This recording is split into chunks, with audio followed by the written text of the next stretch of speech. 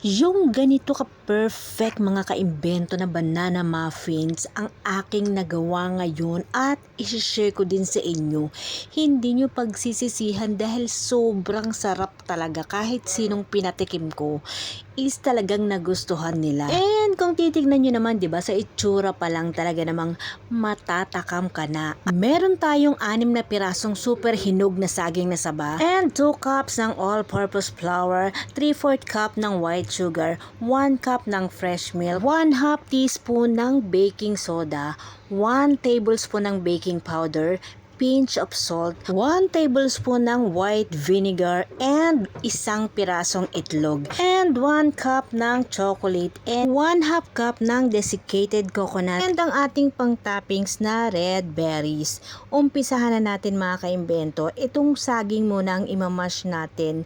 Bali gagamit tayo ng pang mash ng potato. Kung wala naman kayong ganyan is kahit yung tinidor, basta ma-mash nyo siyang mabuti. And pagsamasamahin naman natin ang ating mga dry ingredients. Una na yung ating flour, asukal, yung ating desiccated coconut, yung ating baking powder, yung ating asin at ang ating baking soda. And habang hindi pa natin na ilalagay ang ating mga wet ingredients, kailangan i-mix na natin yung mabuti kasi mamaya is hindi na pwede dahil hindi pwedeng ma-overmix ang ating gagawing cake. Bali, inuna ko na yung 1 cup ng fresh milk, 1 itlog, 1/2 cup ng butter na tinunaw na natin sa microwave oven, o diva. And then i-mix natin to ng mabuti dahil isasama natin dito sa ating saging. And then kailangan i-mix na natin to mga kaimbento ng ayos para paglagay natin sa dry ingredients is konting mix na lang ang ating gagawin. Pag cake talaga mga kaimbento, hindi talaga siya pwedeng ma-overmix.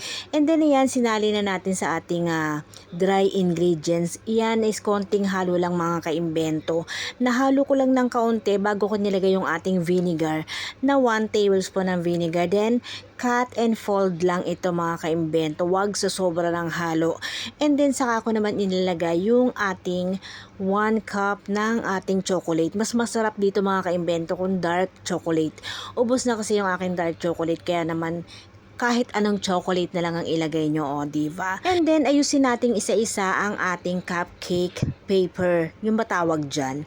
And then maliit lang yung scoop, ice cream scoop ko, kaya naman tagdadalawang scoop yung aking nailagay. Alam nyo mga kaimbento, ang nagpasarap dito sa aking banana muffins is yung desiccated coconut.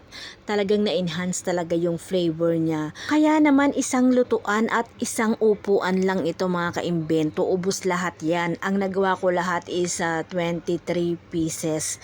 And then yung toppings naman natin yung red berries. Sa ibabaw lang natin siya ilalagay, sa top lang. And kailangan habang inaayos nyo tong ating mga cake is naka-preheat na ang ating oven. Naka-preheat na ito sa 200 degrees. And i-bake natin to for approximately 20 to 25 minutes. And kailangan taas at baba ng oven natin is nagbabaga, o diva, naka-open taas at baba. And pagkatapos ng 10 minuto, ayan na siya mga kaimbento, umangat na siya, umalsa na siya, ang ganda ng pagkakaalsa niya. Ito pa yung pangalawang lulutuin natin. Kasi 23 pieces lahat ang ating nagawa. And iyan na yung pang 15 minutes, malapit na yung maluto mga kaimbento.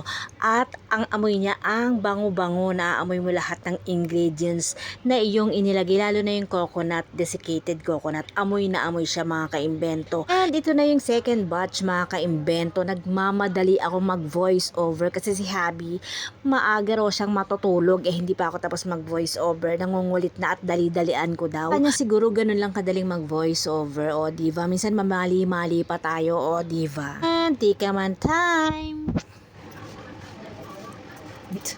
Mainit. Parang. Sarap. Mainit. Ang sarap.